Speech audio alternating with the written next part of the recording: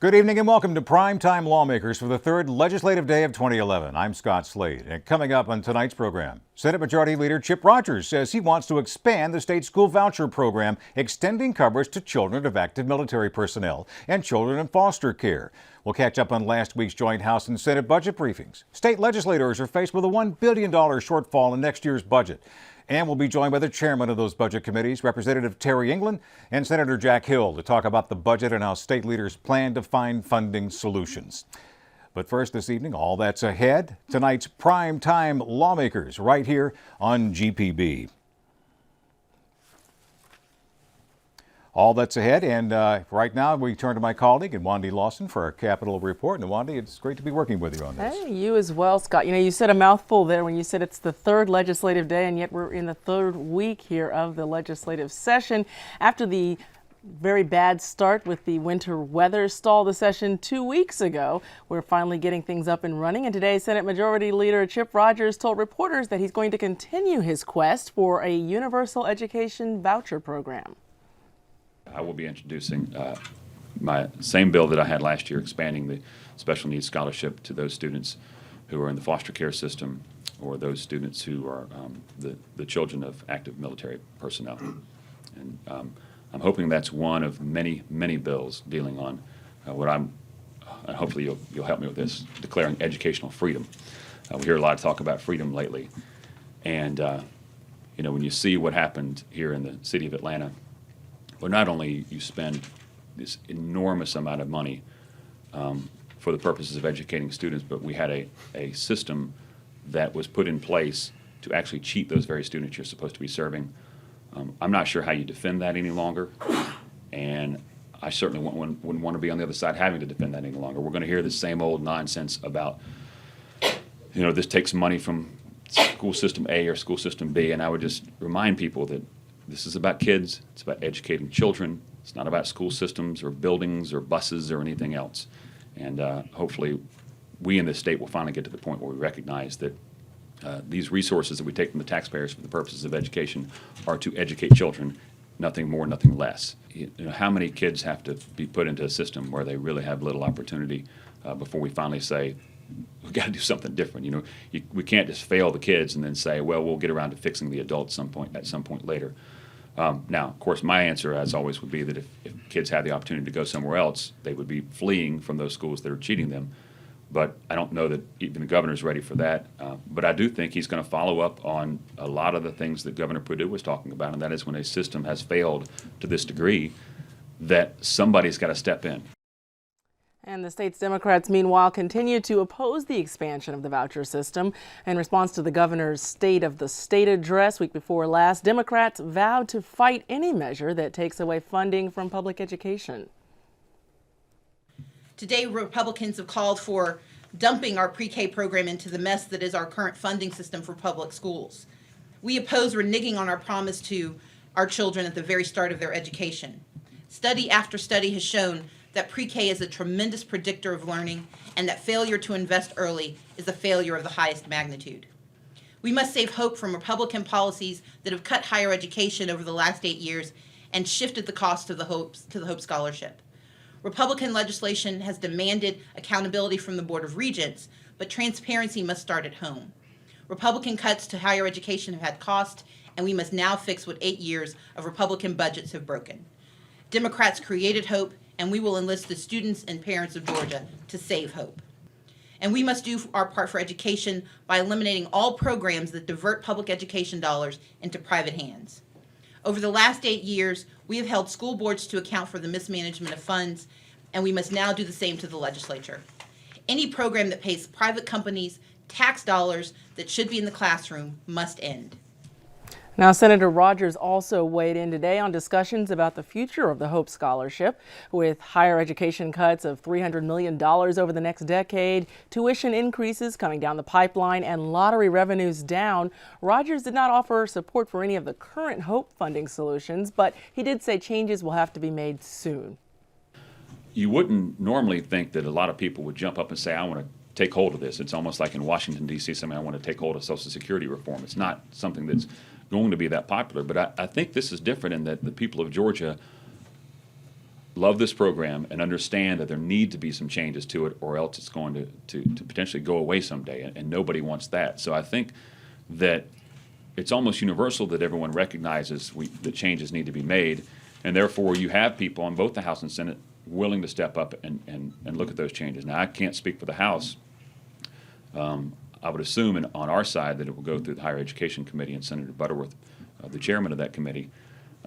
But I think there is not an agreement, but there is an acknowledgement among everybody involved that we really need to be careful where we go on this, but it absolutely must be done. We can't allow this to go into next session. And Senator Rogers also signaled that a change in the governor's office could pave the way for voters to decide whether it's time to permit the Sunday sale of alcohol. He said the discussion is expanding because, unlike his predecessor, Governor Nathan Deal is not poised to veto a Sunday sales bill. I think that sentiment's very popular, that the people will ultimately need to decide this issue, and that probably we'll see something happening on that soon. So I do think that issue will come before us again, and I would, I guess, agree with the sentiments of your question that perhaps it has a greater chance of passing this year than ever before. You have a governor who has said that he'll allow the people to make that determination, which is contrary to the prior governor, and I think that's kind of the green light the legislature was looking for, in that a lot of people didn't want to go out and really publicly get involved in an issue they thought was almost certainly going to be vetoed. And that veto threat doesn't exist any longer, so I think we'll see that issue. And hours after this press conference, Republican Senator John Bullock introduced Senate Bill 10 to expand Sunday sales. So it does look like that issue is up and running for the session. Meanwhile, Democrats want to expand the discussion about how to grow the economy in the state. In Georgia, we face an unemployment rate of 10%, where 1 in 10 Georgians ready and willing to work are unable to find employment. This means that families, parents, children, and perhaps elderly grandparents and young grandchildren will also suffer, not from a failure to act, but for a failure of opportunity. The choices they will face include making choices between gas for the family car or food for the family table, medicine for illness, or paying a power bill that has spiked due to cold weather. Yet our Republican colleagues have responded to this economic crisis by demanding tax breaks for corporations reporting record profits. And to pay for this 40% tax cut, they have recommended more than 20 new tax increases on Georgia's working families. From a tax on school lunches, to a 100% tax increase in state sales tax on groceries, to tax on attending Little League games, and on prescription drugs, the Republican majority has once again shown its priorities to be corporations and not communities. They will argue that corporate tax cuts are the best way to spur the economy, but that is a myth that has never borne fruit. However, the best economists and business owners will tell you that the way to grow jobs in Georgia is to keep taxes on our citizens low, because it is our small businesses that will lead the way back to prosperity. Small businesses that don't have dividends and shareholders, but mom and pop stores hiring neighbors and friends to rebuild their economy. And in other news, at the press conference this morning, Senator Rogers was also asked about his support for banning lobbyists' gifts. This in light of criticism about House Speaker David Ralston and his family receiving a trip to Europe from a group that wants to bring maglev rail services to Georgia. Rogers said he's had discussions with these critics. My only caution to them is that's perfectly fine with me and most of the legislators I talk to. You need to be real specific about the details. And I think last year's ethics bill that we passed, which was good, strengthened our ethics laws, is a case in point sometimes of when we don't check every detail. I think the restrictions or the creation of who's a lobbyist and who is not a lobbyist, that maybe that needs to be refined. And I think, for example, on the gift ban, I use the example of, occasionally I'll walk in my office and something will be sitting on my desk, no idea who put it there.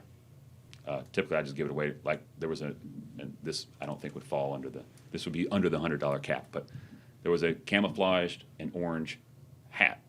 Well, I got about 1 million hats at home, and I didn't need another one, so I just gave it to somebody in my office, but I had no idea who gave that to me. So there's no way I as a legislator, could have possibly disclosed that because I don't know who it came from, and nobody else in the office knew who set it on my desk. Those things happen quite often. You might get a paperweight or something. So the disclosure needs to be strong, and the disclosure needs to be made available, and I don't care what dollar figure you set it at, but it needs to be made by the person who gives it to you. And then if you want to set a cap of value, then I think that would be appropriate as well.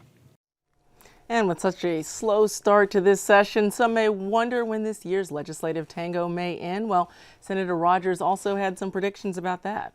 I told my wife that we'd be out by March 31st. She quizzed me on that again this weekend, and I had to back off that pledge a little bit. So I would still love to put the pedal to the metal and get to March 31st, but we may not make March 31st. We can do it the first week of April. I'm sure everyone will be happy. No promises there, of course. As always, it will be some time before we can accurately assess when Sine Die may arrive. Scott. Thanks, Mwandi. And Mwandi and I will be joined after the short break by Senator Jack Hill and Representative Terry England, chairs of the Senate and House Appropriations Committees. We'll be right back on Lawmakers.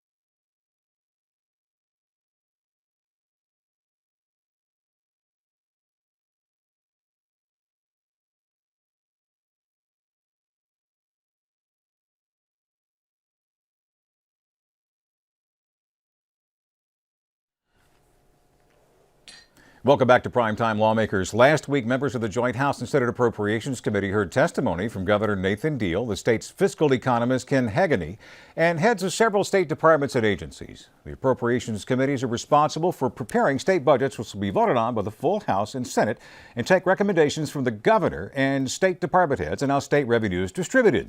And we're joined live in studio tonight by two very important men in that process, the chairs of the House and Senate Appropriations Committees, Representative Terry England and Senator Jack Hill. Thank you both for joining us this evening. I know Glad to be here. Very, very busy time for us. Maybe just as a toss-up question, where does the budget process stand now? I mean, we had the big overview from the governor last week. Well, the governor's presented his budget, and the appropriations committees have heard from the department heads last week, and then it's all in the House's hands now. The House will undertake the 011 amended budget first, and hopefully get it over to us. And after that, they'll work on the 12 budget and send it to the Senate. And hopefully about the end of March, we'll be standing there with the budget passed, both budgets passed and ready to go home. March 31st, right? Yeah. Representative England, you said something interesting earlier this evening. You said you've had the view from 30,000 feet, and now it's time to get down to the ground. What does that mean? Well, our subcommittees have started work this week looking at individual agencies and their requests and the things they're looking about doing to handle budget cuts internally. And so they're actually in the weeds now at this point, looking and seeing what the intended or unintended consequences would be of cuts or adds in different places. So they're on the ground now instead of all of us being up in the air, kind of looking down from the clouds. But just feet on the ground, trying to dig through the whole process. Yeah, the subcommittee thing's a lot more personal, isn't it? Yes, sir. It's you dig a lot deeper. We get a lot of the large agencies come in during the 3 days last week. And now what we see this week are a lot of the smaller agencies come in and make their budget presentations to the subcommittees. And then the subcommittees have a lot more time to delve in and ask questions that they don't normally get to do during the three days we had this prior week. Well, of course, the big news always has, over the last few years, declining revenues. We want to take a look now at some tape from when the governor made his presentation, talking about the declining lottery revenues that we have had and what the impact might be on the Hope Scholarship. And you know, Governor Deal did not parse any words when he said that there was going to have to be a revamping of the Hope Scholarship. Hope is now on an unsustainable course. Dipping into revenue reserves at an alarming rate is exactly what has occurred. Without action, Hope will be unable to fund its obligations in fiscal year 2013. And as you know, we'll be talking about fiscal year 2013 this time next year. Because we must act now, My 2012 budget does not authorize Hope and pre-K expenditures beyond what the lottery fund is producing. So sounds like some pretty scary words there for the Hope Scholarship. Of course, we've heard in the past that the program has been in danger for some time now. What are some of the solutions, though, that might be on the table this year?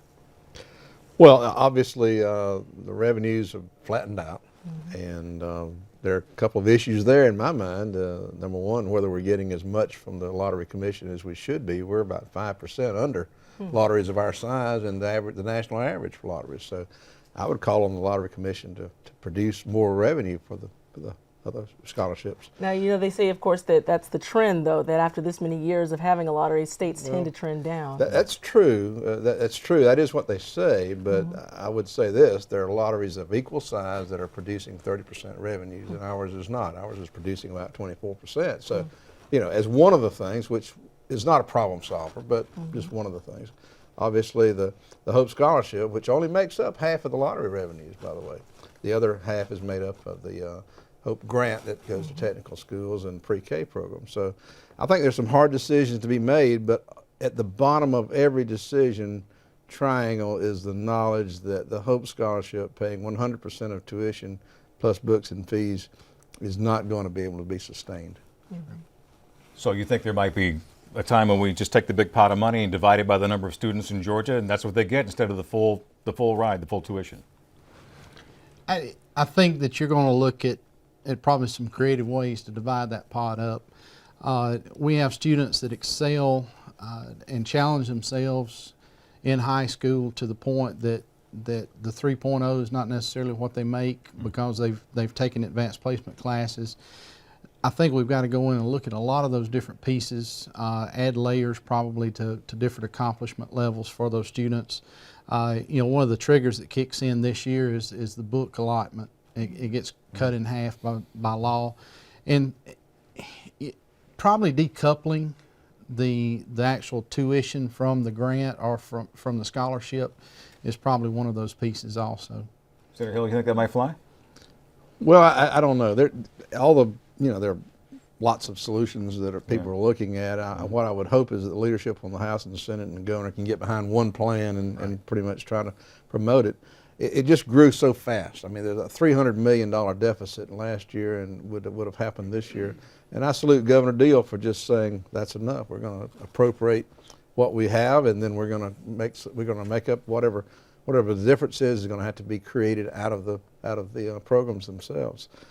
So they're really hard decisions. I've thrown a few ideas out concerning the pre-K program, possibly moving the public part into the regular education formula. There are just no easy answers that produces the answer we want. So in the end, there will just have to be some very tough decisions made. But the era of free scholarships and free tuition, I don't see how it can continue. Of course, the premise behind this program, obviously, to increase Georgia's highly educated and highly trained workforce with the tuition increases that are also going to come down the pipeline from the state's colleges and universities. Is this some sort of a vicious cycle, though? Or are we somehow afraid that in the coming years we may not have that well-trained workforce? Well, it's a double whammy, and there's no doubt. I mean, I've been one of the folks going around saying that a state's net gain in personal income is tied to the number of college graduates they have. The higher the number of college graduates, the higher the personal income of a state, and the lower the opposite. So, I mean, I think it's tremendously important. It will take a lot of solutions to keep the Hope Scholarship meaningful. What worries me is that in 10 years, when tuition has gone to wherever it goes up, that the Hope Scholarship portion will be just a slice of what it costs to go to college, and it will make it a very hard hill to climb for medium income families. So I'm very concerned about it. Unless we develop some new sources of revenue, that we will have to make some hard decisions. And we've got to make them this year. We can't wait. You think we're at the bottom? I mean, as far as revenue is concerned, I keep hearing that we're at the end of a nasty 3-year cycle and we go up from here. What do you think? Are our feet touching the bottom of the pool now? I certainly hope they are. The economists last week, showed some very encouraging figures and information. Myself and the senator is retired from retail, and I'm still in retail, and we're still not seeing the glimmer of hope quite that we would like to see. to show the turn that's being projected. But at the same time, state revenues have started back uphill just a little bit. Everything that the economists were showing last week pointed toward brighter days ahead. So I certainly hope we're headed back toward a brighter future. As unfortunate as a lot of the cuts have been that we've had to make last year and the year before, and that we'll have to make this year, it does allow us the opportunity to refocus a little bit on what the state's business is supposed to be, what we're constitutionally charged with doing.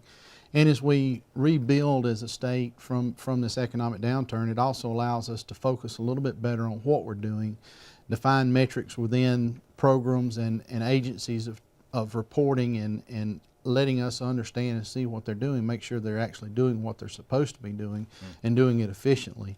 So with the challenges we've had, there kind of the silver lining to the cloud, so to speak, as challenging as it has been, but definitely hope that we're on the way back up. Is there agreement with that core list of state functions should be? Public safety, public health, education? Education, economic development. Pretty much, and our appropriations mirror that, in that 57% of the state budget is K-12 education plus higher education. In fact, the percentage has grown during the recession because we have cut education less than we have other state services. So I think it's still shown. I would say this, though, that in the debate about taxes and so forth this year, some states that raised taxes as the immediate response to the recession are now back cutting their budgets because they found there's not much certainty in trying to produce new revenue in a recession. So I would say that the certainty is always in cutting your cost and cutting your expenses rather than trying to predict new revenue. The trends are more positive. We're out of the free fall that we were in a year ago. But it will not be a rapid recovery. I mean, it's very obvious that the percentage of growth is going to be pretty flat. Do we dare mention the T word of taxation, since we've got the report back from the special counsel now on tax reform and fairness, and they've made some recommendations. Obviously now you have the joint committee in the House and Senate examining those. What role do you think that taxes are going to play in this year? Senator? I think there'll be a wide open discussion. I think you'll see, the debate's wide open right now whether we take the entire report as a whole or whether we take it and look at the different pieces and bring out individual pieces of it that look like they make sense. So that's still a wide open debate right now. But I just don't see us doing a whole lot to raise taxes because one of the sure things to slow the economy back down is to add a lot of taxes to folks that are struggling to get by with $3 or $4 gasoline and those kind of things. And Senator Hill, you heard in the clip earlier from the Democratic response to the State of the State that the accusations flying that the state is certainly skewing too far in the direction of corporate tax breaks and then hitting the middle class with more taxation. Well, if there's one thing we've learned in the recession is the value of a job and the value of investment by business. And I don't have any preset notions about the whole tax structure, and I haven't really studied the report, but I would hope that we could try to set the right policy for the future. Right. Some of our sales taxes were not even growing when times were good, so obviously our sales tax structure does not reflect the economy, and that's really all we should expect, is that when the economy is getting better, whatever revenue structure we have in place gets better, and when it goes the opposite way, it does the same. But there's some real problems with particularly the sales tax program. So I hope we'll take the opportunity to get the policy right without as much regard as to whether it balances out in 1 year or 2 years. We obviously ought to try to make it revenue neutral, whatever we do. But it's a great opportunity to try to get some good policy so that we are fair in our taxing strategies as we go forward. Can we talk about fees for just a second? I mean, that's been on the table in the news, particularly lately. During the economic downturn, fees have been one mechanism to generate revenue. The Atlanta Journal-Constitution reported last week that millions of dollars in fees have gone to the general fund instead of towards the projects for which they were intended, like the Solid Waste and Hazardous Waste Trust Funds. There's a tire disposal fund. Does this point to the need for earmark money through constitutional amendment, or is just a way the state has to operate during a recession? I mean, is that necessary, or can you see tying fees to what they're meant to be for? Well, I do know the process last year in looking at fees was twofold. In a way, the fee structure was looked at. We had fees in some departments that hadn't been looked at in 50 years. And there was a very, I thought, pretty appropriate process where we looked at what was the cost of providing the service and who was getting the service and how did our state rank and compared to other states. So I'm convinced that the fees, with a few exceptions, were pretty fair considering the service given. I do think, though, that the responsibility of the appropriators and the leaders of this state is to take care of those for whom we are constitutionally charged. That's to educate our children and to take care of senior citizens. And those needs should be supreme. And I don't apologize a bit for taking whatever resources we have in the short term and using them to keep from shorting services for those who need them. In better days, we'll certainly return the funds to the purpose given, but I'm really not in favor of a lot of designated funds. I think it gets the state in trouble. It does. As far as the state payroll is concerned, we have around 97,000 employees. Will we have 97,000 employees next year? Hard to tell. The governor in his presentation mentioned about 14,000 job cuts. There will be agencies that will, as part of their management for the budget reductions, that will have to look hard at employees. They've cut services to the point now that the employees in some instances can't perform a duty because they don't have the resources to do that. And so we have to look at some point and say, well, we've got to match the work to the number of people there to do the work. And I would think that as part of the management that the agencies will have to do, there will be. And that's going to be an agency by agency thing, this head count. I mean, Right. You haven't had any direction from the governor and said, hey, I want to cut the state. Other than those 14,000 positions, they don't really have people on them right now, right? They're just positions. Right. Okay. All right. We're hearing that there's greater interaction this year between the House and Senate and early in the budget process. What's changed about the process that you all are working through? Well, any time that times are tough, the best way to solve a problem is to work together. And I enjoy the friendship I've had with the senator now for the 6 years that I've been in the General Assembly, and respect him an awful lot, and look forward to working with him from my point of view, and I hope the feeling is mutual. It's just a matter of sitting down and saying, okay, the priorities are to look after the state of Georgia and not sit there and fuss and bicker. And so that's what we aim to do. Have you been fussing and bickering in the past?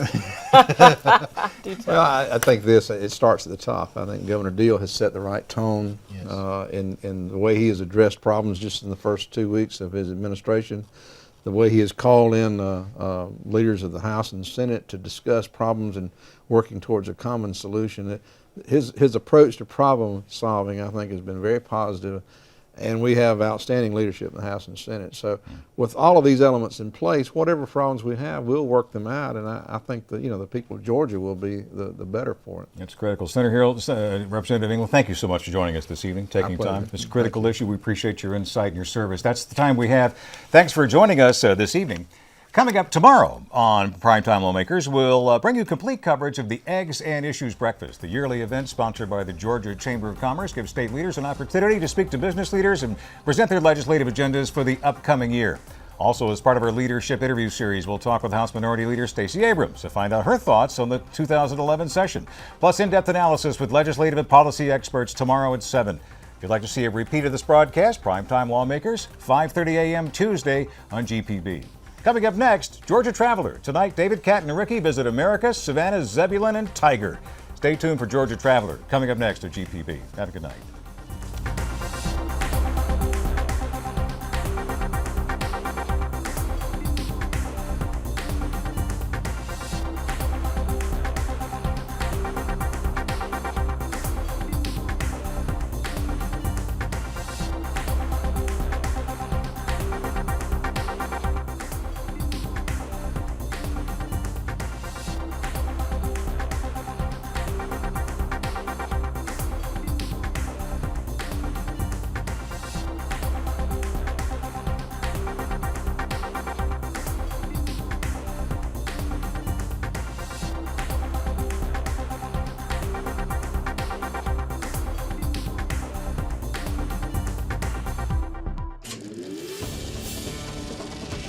This is a GPB original production.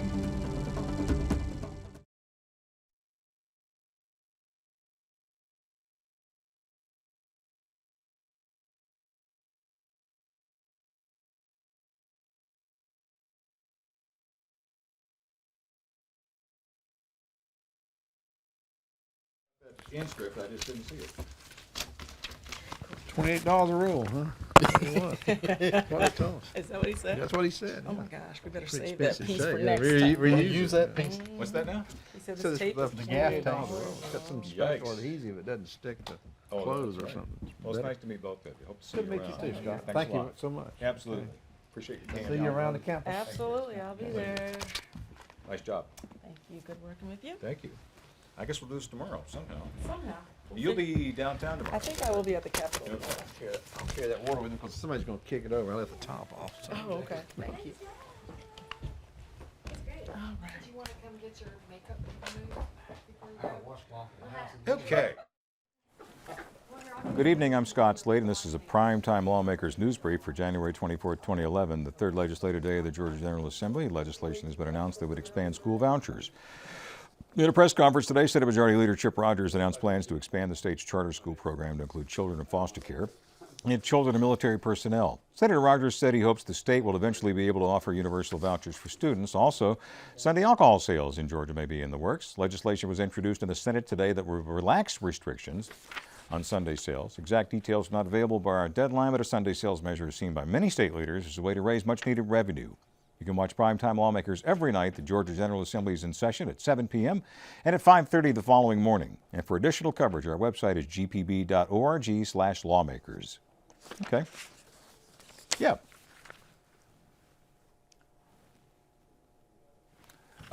Would you guys clear the mics off the desk? He said he couldn't talk to you, so thanks. Oh, that's fine. Absolutely. Okay. Sure. Should I? Okay. I can always say see you tomorrow night at 7 in case we need to. The prompter has been a little sticky. Okay. Thanks. And you're dealing with a TV rookie here. Looking around like, where do I go now?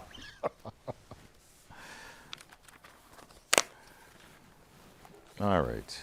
Clear some of this detritus. Oh, that's one of my favorite words, detritus.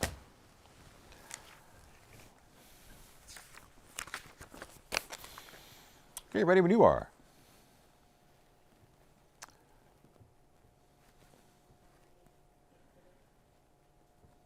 Boy, I wish I could see a countdown clock. That would help me. There's no way. I think it's a countdown clock. Yeah. 1 minute. I guess that's how long it is. Yeah, that's how long it is. Yeah, it's a minute. So it's okay to finish a little early, right? I can sit here and Get check. ready to go up in Wendy's chair. Check my, do what now?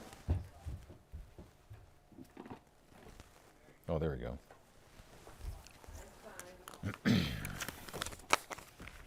Yeah, sure, let's try it.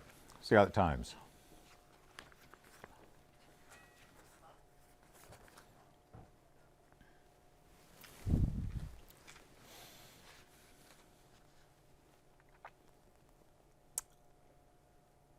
Okay. Is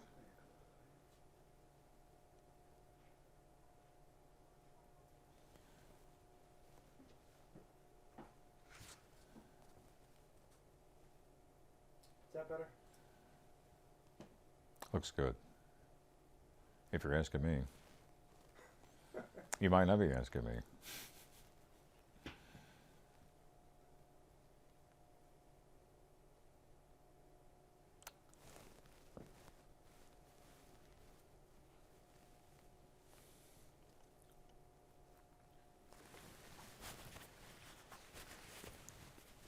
you gonna cue him when he needs to switch cameras? Or... I guess you can see the tally. Where am I going to switch cameras?